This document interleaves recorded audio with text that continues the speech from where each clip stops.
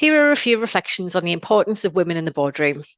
All boards need connection to society, otherwise they're not relevant. Your boardroom must provide a reflection of society and the communities served by your organisation. We live in a dynamic world and need meaningful relationships and governance towards broader customer experiences and expectations. The disruption of business models towards shorter long-term plans, 5 years rather than 10, for example, means that fresh perspectives are essential and there is an expectation of operating differently. Those not historically in your boardroom may include women. The foundation of your organisation and its reason for being reacted to a need at that time. To have a future, it needs to be connected to society now. The sudden and new flexibility of working life due to the pandemic has demonstrated the need for and our ability to be inventive and adapt quickly. Taking this experience and committing to being proactive will ensure that your organisation operates as its best self and evolves and moves with the times. On a practical level, this is evident in our boardrooms. There is now an expectation that meetings can take place via Zoom, and this has made trusteeship more accessible and realistic a prospect to many people and has massively increased the reach of recruitment campaigns. Effectively recruiting new board members and embracing diversity may mean actively recruiting women. You cannot make meaningful decisions only on behalf of others. You really need them in the room.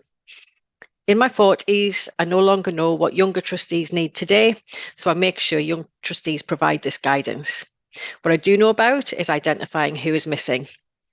If at your next board meeting you walk into a room full of men, it's a pretty clear gap in your governance. In my first chairing role, I made sure I was addressed as chair and not as chairman, or even worse, Madam Chairman. Getting the language right is one step towards gender equality. Incidentally, I was also the only young trustee, but I only considered this in retrospect. I just wanted to be part of an organisation I cared about, but others may be more aware of the difference they bring, and this may be the barrier. To talk about why you specifically need women in your board is to dramatically generalise, but here are some reasons to consider. Women may bring a closer connection to your service users and customers. Women may have experience of accessing a broad range of services in the community as a new parent, as a carer for relatives, and see a gap in provision. Women may have a greater awareness of multi-generational need and bring first-hand experience of the subtleties of gender inequality when caring responsibilities interrupt the momentum of career, financial security, and confidence. Women often need to reinvent themselves as responsibilities ebb and flow at different life stages. Women frequently juggle a number of roles concurrently, which requires exceptional time management. If a woman commits to your board, they will be a proactive team member and be unafraid of change because women are problem solvers and fixers and work across all sectors and will bring this dynamism to your boardroom. Women notice the needs of others.